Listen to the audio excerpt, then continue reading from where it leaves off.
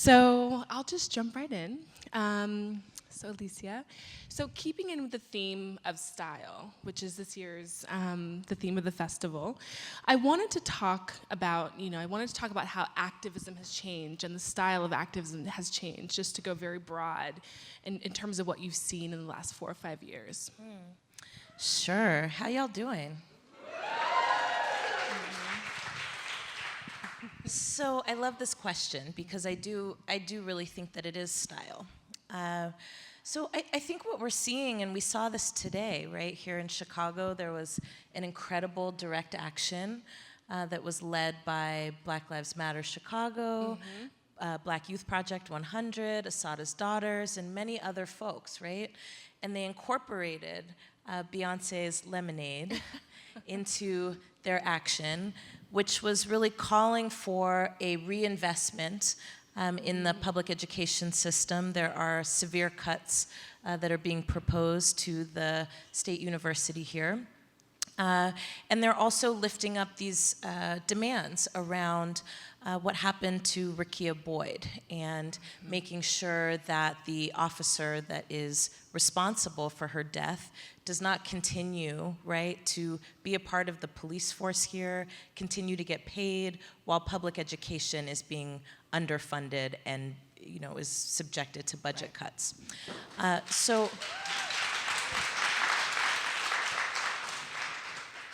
And that is a style to me.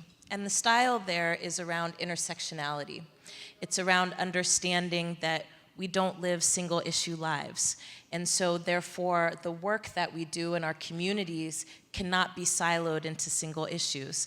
There is definitely a relationship between the ways in which we fund law enforcement at the expense of other really pressing needs in our communities. And we can lift up both of those things at the same time and say, we deserve to have communities that are full and rich and where people have the things that they need. And I definitely consider that to be style. And I think that in terms of, what's the style of this movement, I think that there is a real focus on intersectionality, which is, an 18-letter word just to say we are three-dimensional people, right? And so our movements must also be three-dimensional. The other thing that I think is really important in terms of our style is I think that we have continued to lift up the fact that culture change and policy change go hand in hand.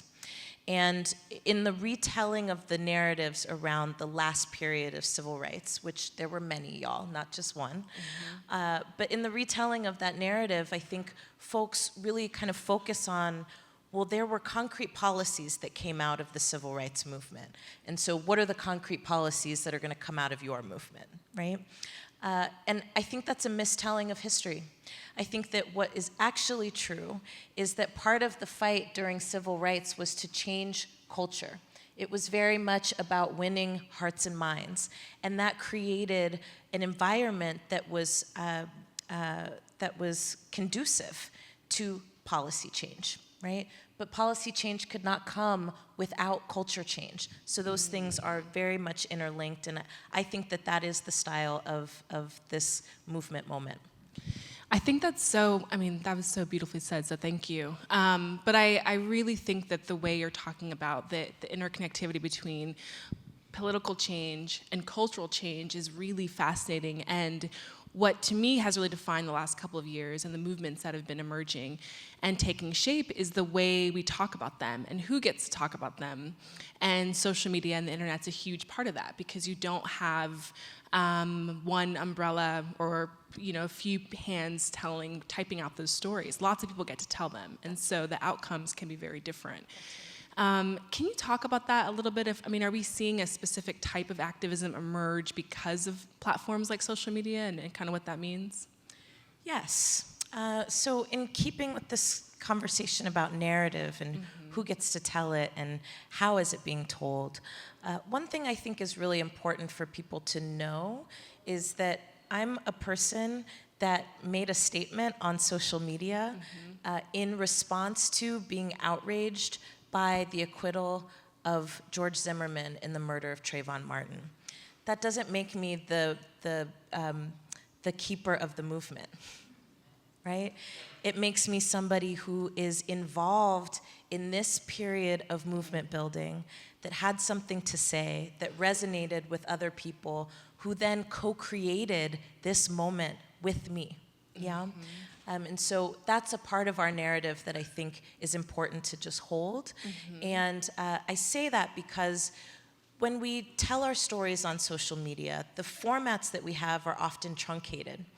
I really like Facebook because it's like a Word document. You can really, you know what I mean? Like, you can really go in. And I know, for those of you who indulge, you've probably read many Facebook rants, right? That's because that platform is conducive to being able to inject more information. Twitter, for example, is a harder platform to have that kind of conversation on. You have 140 characters, right? And you've got to be very strategic about what you say, how you say it, and who you're saying it to.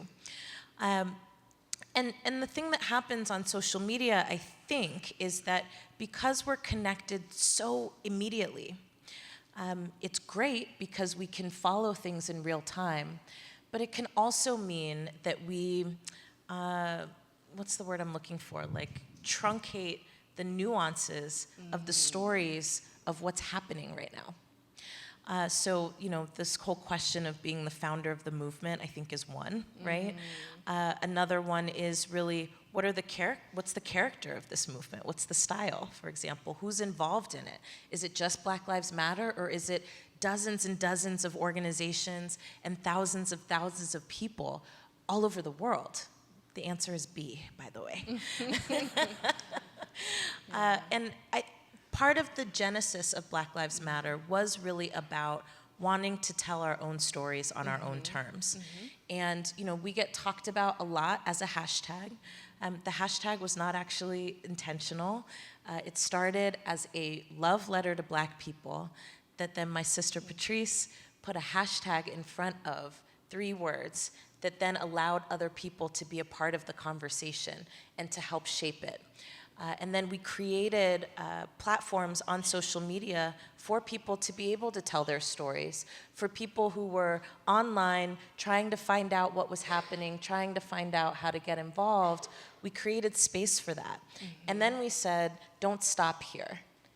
Because liking and retweeting and sharing is great, getting out information, but it's not building power, and that's ultimately what we're trying to do, yeah? And then the other piece of it, I think, is, for us, our narrative is not about one charismatic leader. Our narrative is very much rooted in the nuances and the multiplicity that exists in our community, which means that it's important to us that queer Black women get our due, right? It's important to us that we are lifting up that Black communities are not monoliths, right? We aim to break that narrative that being gay is a white thing. We aim to break that narrative that we're all out in the streets to save the lives of cis-het Black men. We aim to break the narrative that we're only focused on police violence. We are so many things, and our chapters in particular, like I gave an example of today, are doing a lot of different kinds of work: education justice, economic justice, racial justice, gender justice, you name it, we're doing it. So part of it for us was, can we tell a different story about Black organizing, about Black liberation, about Black movement building, that invites people in, that allows people to say, I opt into that. Right. Yeah. Right. I mean, that makes total sense, and I love the way you just explained it. I think, it's interesting, because I wonder if that's, kind of making the point that there has been this who's the leader, and sort of thinking about the strengths of decentralization and how it sort of worked, because there are so many chapters that are able to focus on all these issues. But from the outside, how do you think that's impacted the image? Because it sounds like maybe there's been a little bit of tension around kind of how things actually work and then how people perceive them to work. And it feels to me, I mean, I love the way you described Patrice adding in the hashtag, and that wasn't the original intent, but that is a technology to organize information that then turned into this movement that went viral. So I mean, I think that's even a great origin story. Yeah, but totally. There is tension over lots of things, and I think that's necessary and normal to any movement, is that we recognize that we don't all agree. Even though we say that we want the same things, we don't all agree. And that's not unique to Black Lives Matter. I think that's true of any social movement in history. What's also true is that those divisions become more distinct the more visible this movement becomes. And the reality is, right, that like anything else, movements get commodified. So Black Lives Matter is not just a protest, it's not just a demand, it's not just a way of life, it is also now a brand. And that was not intentional. And so lots of the divisions that come about because of visibility, right?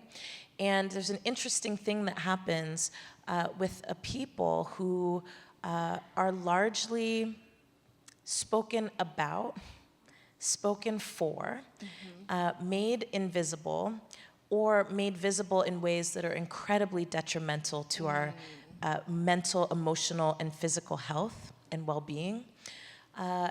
There's something about the dynamic of what happens when you go from relative obscurity to everybody looking at you. And I think that there's a dynamic there too where something about living in a capitalist society makes us yearn for visibility and recognition. Something about the way that our celebrity culture works makes us yearn for access to celebrity-ness or celebrityhood, if that's a word. I'm gonna make up words because that's my style. Yeah. And so the reality is these are not new problems, but they are movement problems. And I like to say that the divisions that come about because the infrastructure that was built in the last period of civil rights, in the last period of Black power, was so intentionally decimated that it has left huge gaps. And one of those gaps has been political homes for Black people to learn how to be movement actors, to learn how to be social change agents, and to help us create a culture that supports that. And without those kinds of political homes, people are learning as they go.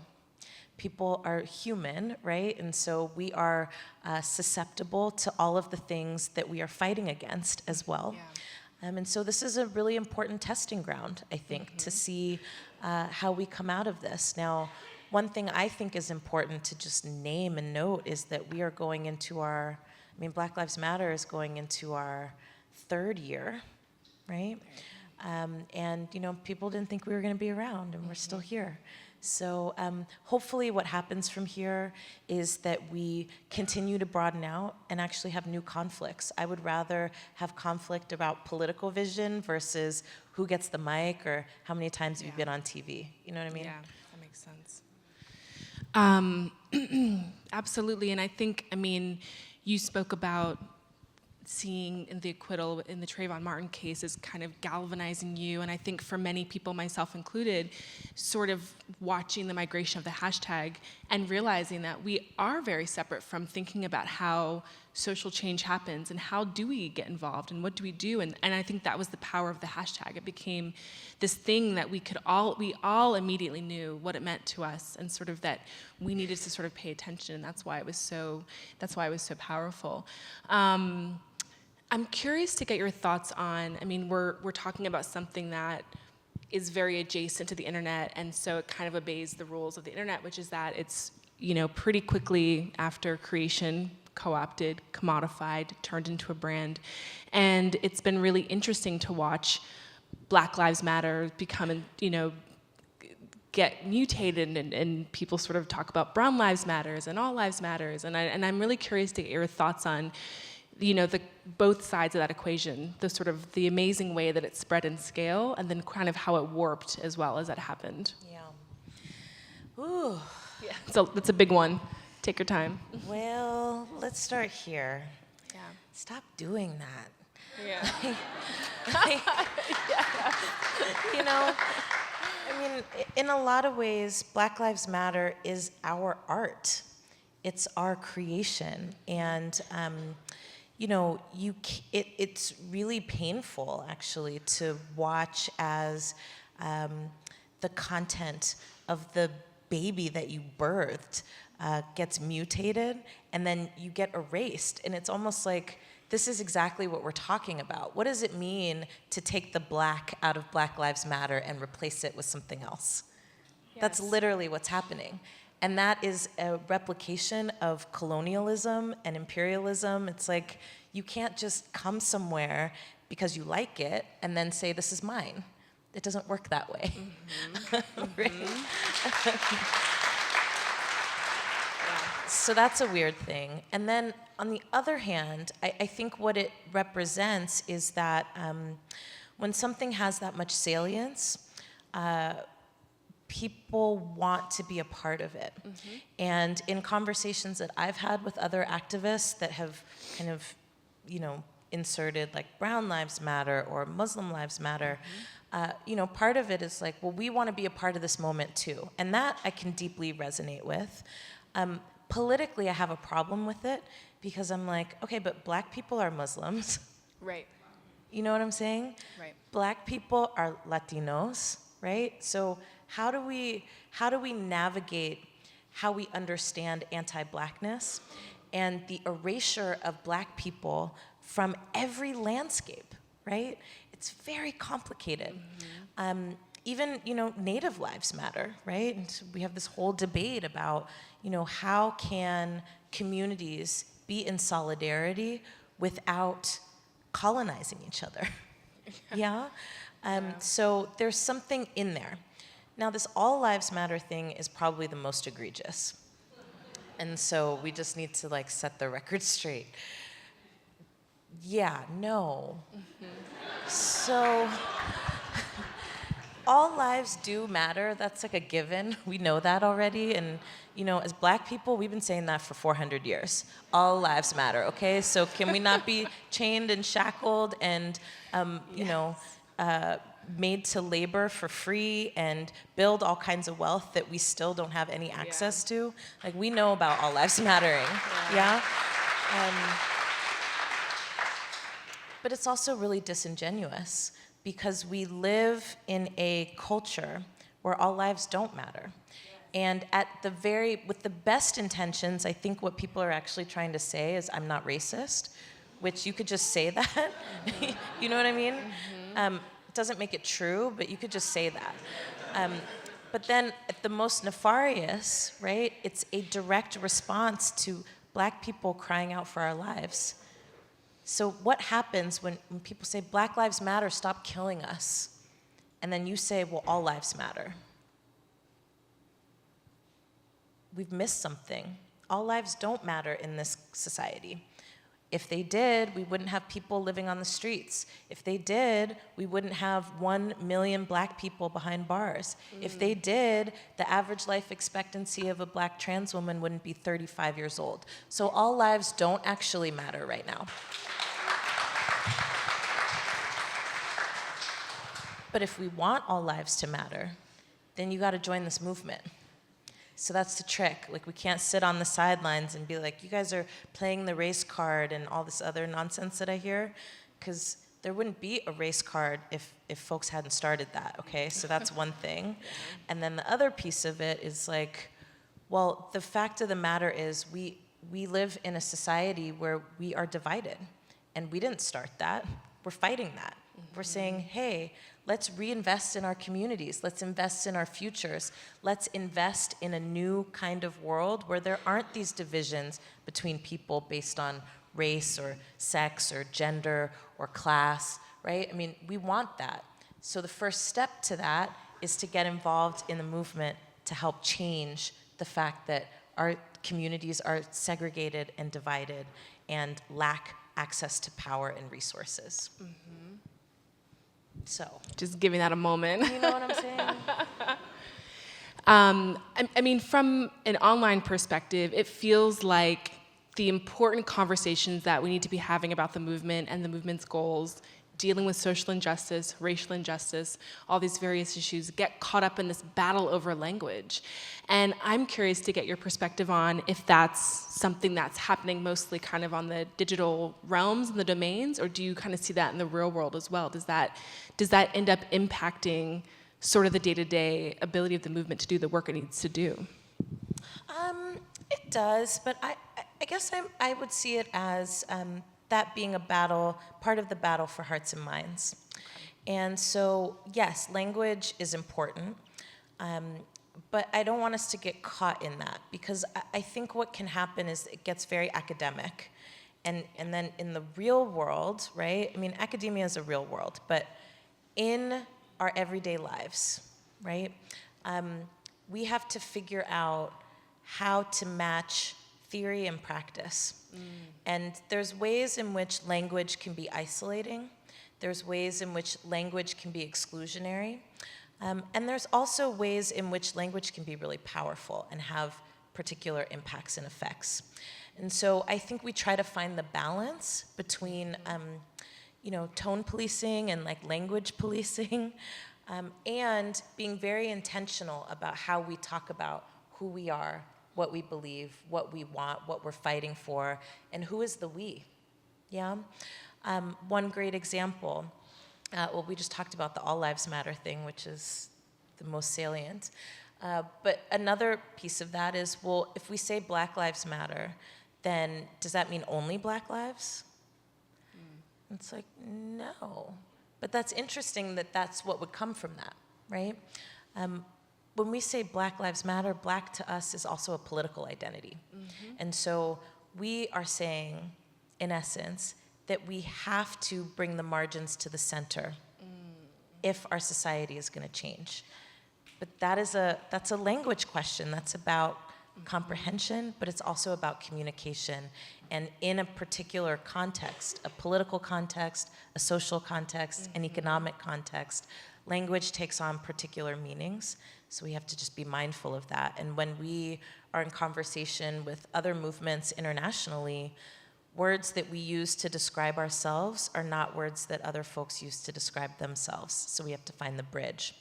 Or, for example, I was just in Australia, and the indigenous community there, in many indigenous communities there, identify as Black, right? So that's deep, because I was like, yeah, that's dope. And then I'm sitting there with folks like, this is so interesting. We're not actually saying the same thing, but we mean the same thing. There's some kind of salience there that I feel like is important to pay attention to. And do you feel that within, I mean, there's sort of an expansion and a compression that's happening with the sort of, I guess, the broad way we're thinking about this movement? I mean, do you feel that ultimately ends up being more powerful? Because it can come to mean politically Black, indigenously Black, in a national identity. There are lots of ways to think about what Black Lives Matters can grow to mean, or do you think it's detrimental? It's both. Okay. It's both. And it's part of the process. So civil rights, for example, is a good example of this, right? Where we attach particular meanings that then may lose salience in a different context. So now we're talking more about human rights versus civil rights, right? We're talking about Black liberation. We're talking about power and power building, right? So that's advantageous. But then there's also ways in which it can be detrimental. One of the things I worry a lot about is that after this phase of Black Lives Matter being a brand, right, does it take something away from the ability to build a movement, right? How short or long are our attention spans, right? So I think it's both, and I think it is the great challenge for movement leaders right now and folks who are involved in the movement to figure out how to navigate that dynamic, right? Yeah. That's great. I want to go back to something you mentioned earlier about erasure. We were talking about the tension between Black Lives Matters and something like All Lives Matters. You know, I'm ashamed to say it, but it took me a few months before I realized sort of the sort of founding cry of Black Lives Matters. At the heart, there was this sort of very queer-centric, female, you know, women-oriented mission and motive, and I have to say it was in part of function of how Black Lives Matters took off so quickly, because as with anything on the internet, the farther it gets away from its origin, the sort of more, not diluted, but sort of the harder it kind of gets to trace back to the origins. And so it took a little while before we got the introspective to sort of talk about you and your sister and the other people at the center of it.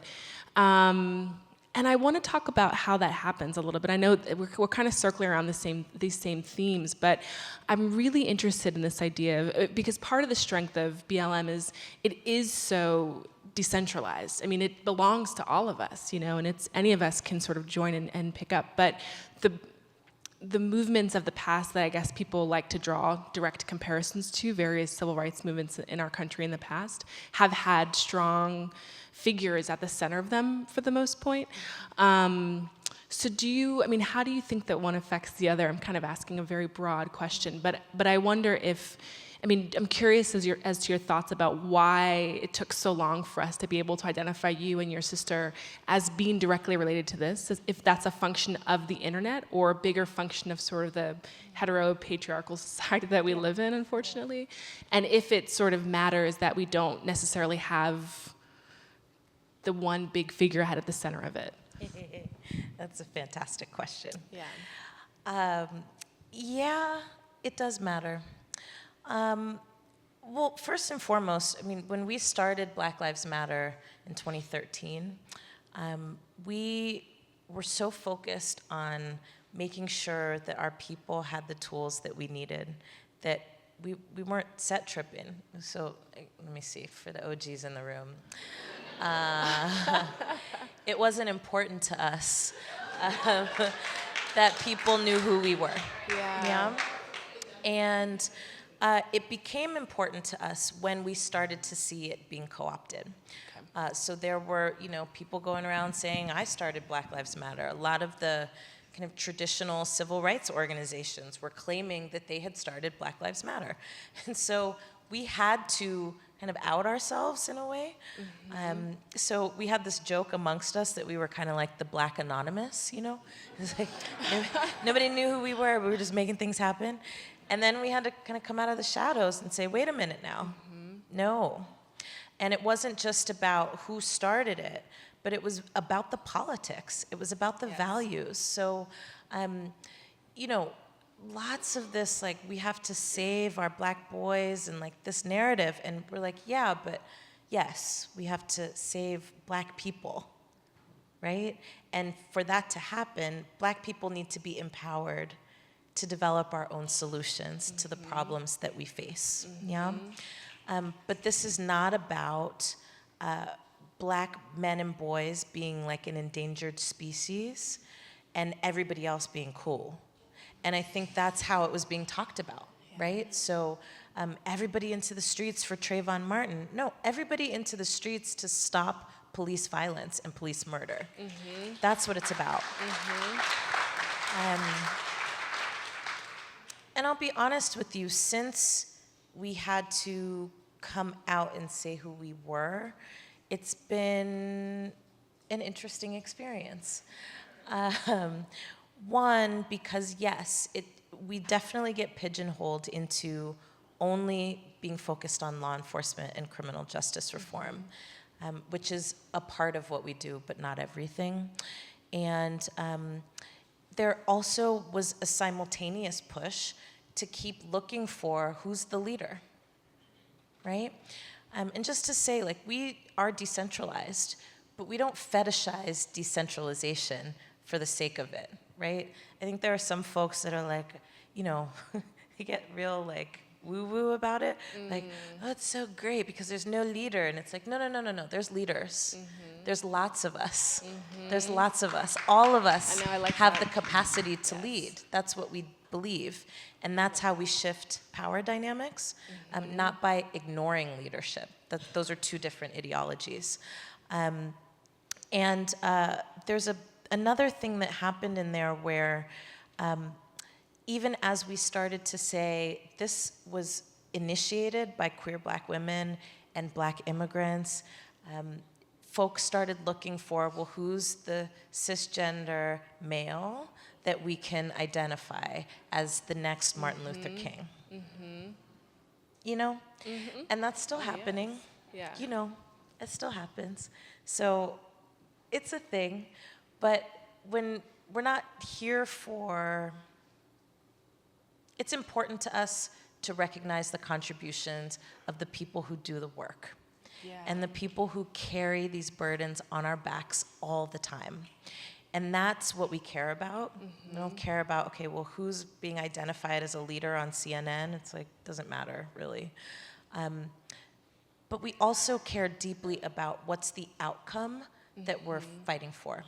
And it matters to us that this isn't just theoretical, that in our organizing, in our work, that we are reflecting these principles. Yes. And it is a struggle for folks. It is a struggle for folks. So there's that piece of it. And then there's this like celebrity thing that happens too, which is super weird, right? So people want autographs. We're like, why? You know, like, that's not what we're here for. And I think that that's actually a reflection of capitalism, right? So protest is now a commodity. It's something that can be bought and sold. Protest symbols, protest signs. I was shopping yesterday at H&M, and you know, everything was like Black inspired, and I was like, wow, I feel a way that there's cowrie shells in the accessories section at H&M. That's a thing. Yes. So that's it's weird, but I think what's helpful about it is it's a teaching moment for us. Because as protest gets commodified, we have to fight even harder to make sure that people understand and engage themselves in the dynamics that are happening today, including having a healthy critique of capitalism, which is what's kind of gotten us here, you know, Right. alongside like patriarchy and racism and all that stuff. Yeah. So it's part of our work.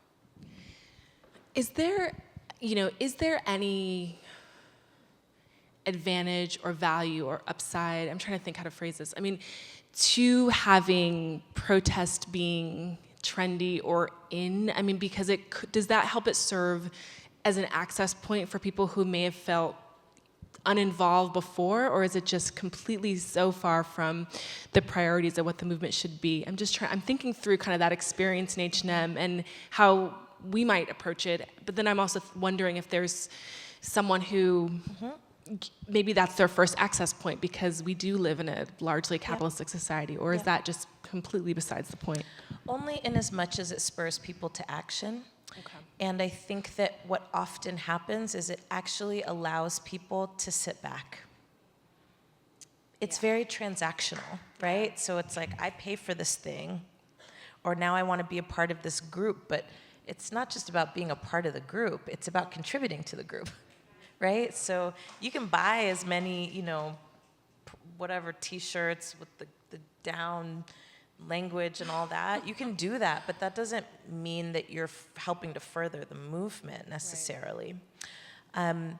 With that being said, let's not underestimate the power of scale and exposure. But it does make our work harder, right? Because we have to kind of peel away some of the layers that don't get translated through the medium of capitalism, right? Just to give an example, we have Black Lives Matter t-shirts that we sell through Teespring or something. We got to get those off of there.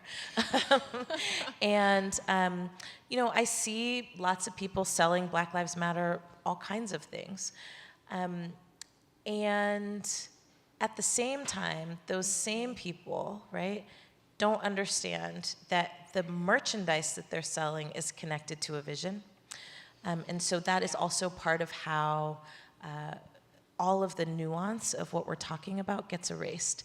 Because I use a perfect example. I was in Baltimore, and this was the day that Marilyn Mosby announced that she would skip the grand jury process and indict the 6 officers involved in the murder of Freddie Gray. And it was a party in the streets. I mean, people were just like, it was unlike anything I had ever seen. And, somebody was trying to sell me Black Lives Matter bracelets, I was like, that's kind of cool and weird. And we're having this conversation, and, they're saying to me, yeah, like, I'm down for Black Lives Matter, but I'm not down with the gay thing. Oh, wow. So here, you're, like, trying to sell me my own stuff, which is, like, deep, you know what I mean? But then it's devoid of the politic. So I'm like, oh, so you're not down for me? Right. Right? I'm gay. Yeah. It was like it's a really weird moment.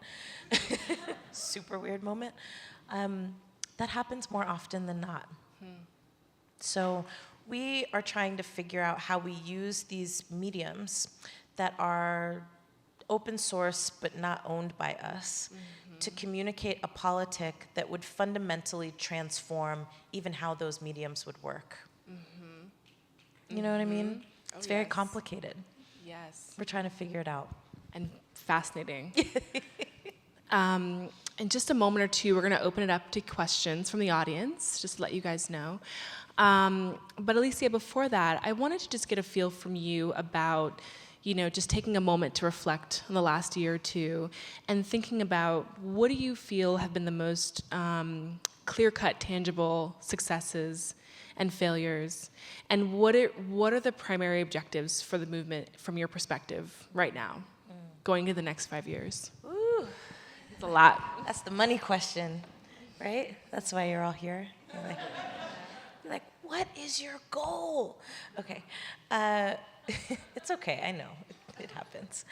I'm going to start with the failures. So one big failure, I think, has been that we still do not have a way to generate resources independent of corporate philanthropy.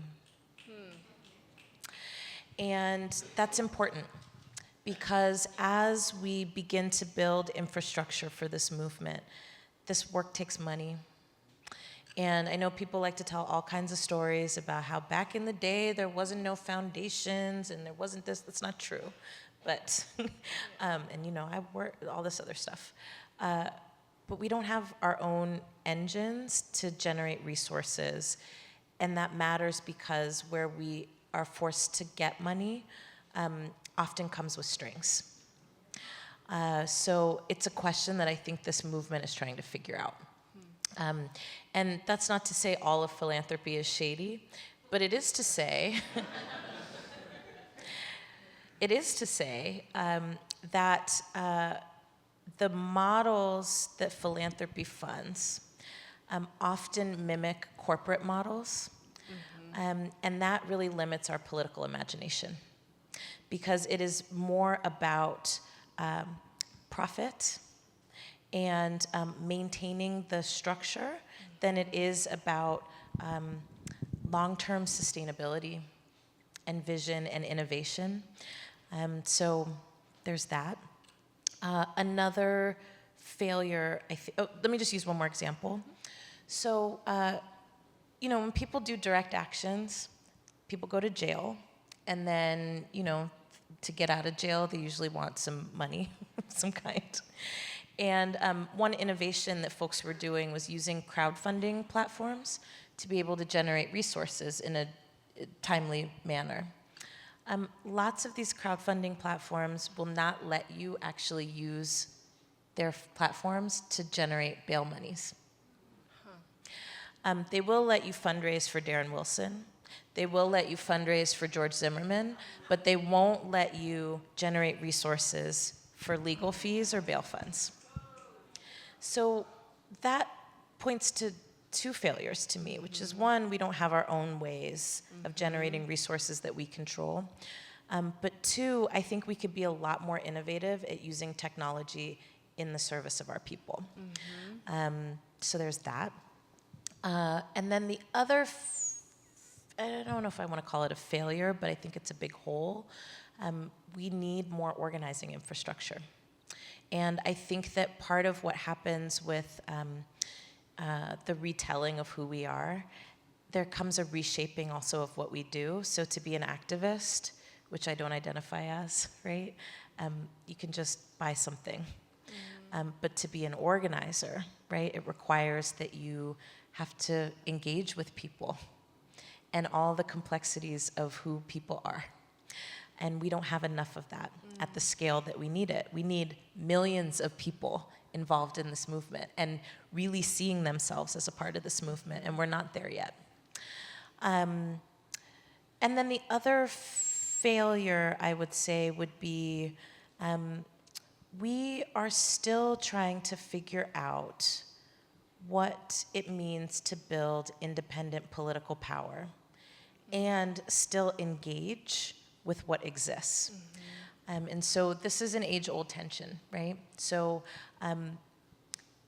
we have a presidential election coming up and lots of other important elections coming up. And Chicago is a place that is super inspiring to me because it is using electoral organizing in the service of movement building, which is not usually how this happens. So it's dope. I have like a serious organizing crush on Chicago because y'all are giving me life. I'm like, yo, they're doing it. But by and large, there's a lot of people that are going to sit out in November because we're handed false choices. And what people are going to say in response is, well, you never get everything that you want. And what I'm going to say in response to that is, that's not enough.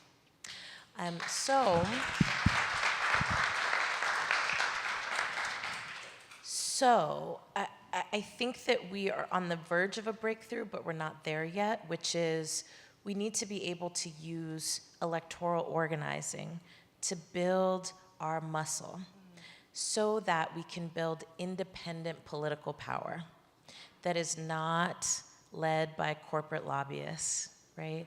That has a bigger vision for what democracy can and should be. And I think this election season is going to be, it's already really hard, to be honest. You know, Hillary Clinton has hot sauce in her bag. You know, Bernie Sanders, you know, every 10 seconds, like I marched with MLK. It's like, so did a lot of people, right? And then the bigger problem that we have is that the Democratic Party is not actually engaging voters of color. And that's a huge mistake right now. What it's going to mean is that we might have Donald Trump as a president. And that's pretty bad. But what's even worse than that is the more than 8 million people who are backing him. Yeah?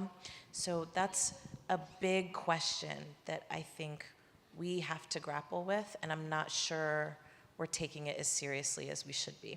That's my personal opinion. Successes. 8 years ago, there were very few organizations comprised of young people, Black young people who were queer and trans and poor and middle class, right? Like all this stuff. We now have that. We have more and more of that. Without this last period, we would not have had Black Youth Project. We wouldn't have had the Dream Defenders. You know, we wouldn't have had Assata's Daughters. We wouldn't have Black Lives Matter with 39 chapters around the world. That is a big success. We are building Black political infrastructure. And I think that that's huge. We're also changing laws and getting rid of corrupt politicians, which is huge. So shout out to Chicago. Bye, Anita. Right?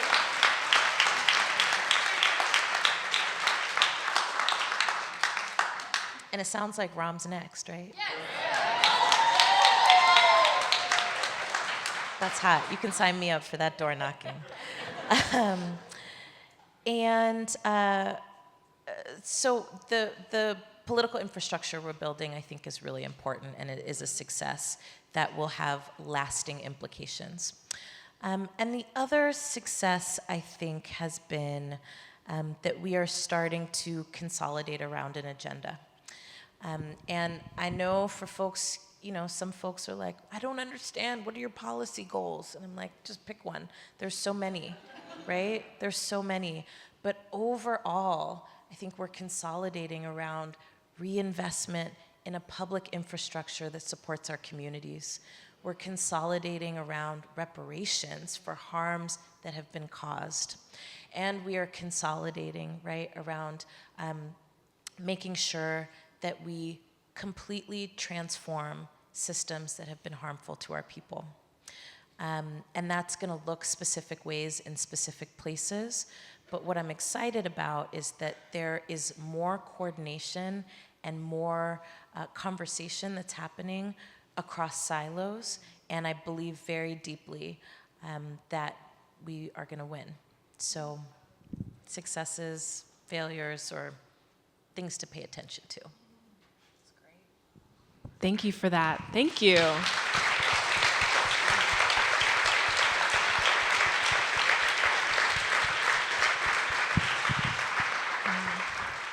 So we are going to take a couple questions, and I think we've got people in the audience with mics. If you raise your hand, someone will come to you, and I think just wait until they reach you before you start speaking. Hi, my name's Steve Saltzman. I know Alicia. You've sort of answered this, but I'd like your thoughts. Some would argue, I'm one of them, that America, the United States of America, is the greatest co-optation machine that's ever been built. People wage his heroic struggles, put their lives on the line, and get something like the Voting Rights Act, which gets turned on its head after a while. Yeah. What are your thoughts about how we try to change that? Yes. Wow, Steve, that was the big question. I think it has to be a couple of things. So one, I do think that the first step in that is massive political education. It occurs to me that lots of us don't actually know how change happens. And that's because we're telling these narratives that are too stale. Yeah. The other piece, I think, is, like I said, about using electoral organizing to change the balance of power in our cities, in our states, and across the nation. And at the same time, I think we have to be mindful that the way that our democratic system is set up actually excludes a lot of people with or without voting rights acts and things like that. Right? I mean, the founding documents in this country say that black people are 3/5 of a human being. And we were only that for the apportionment of property and power, right? So that's how we've been constructed as a nation.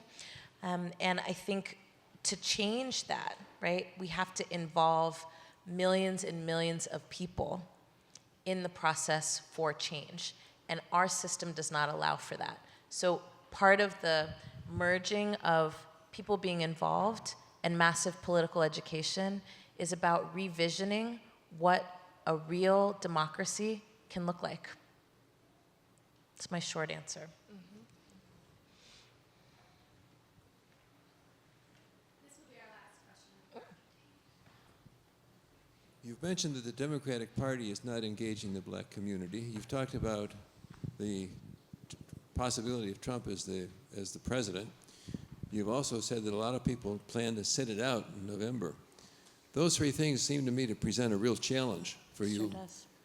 What do you plan to do to get people out and to get the black community more engaged in the process? Well, first and foremost, I think those are two separate questions. So what we're doing is we are engaging our communities very deeply. What we're not doing is saying, so then go vote for this person.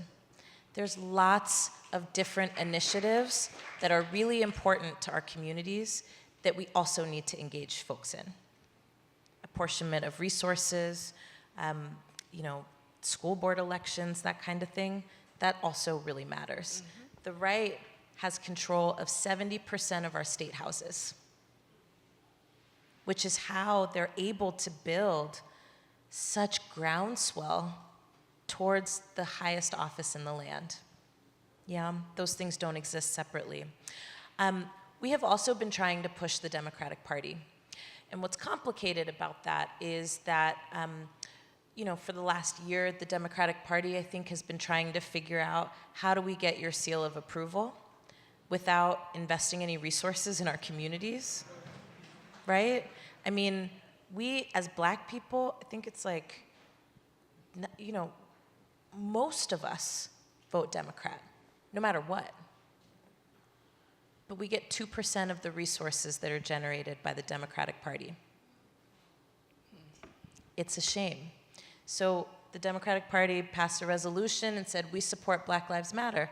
And we said, how? Right? Right?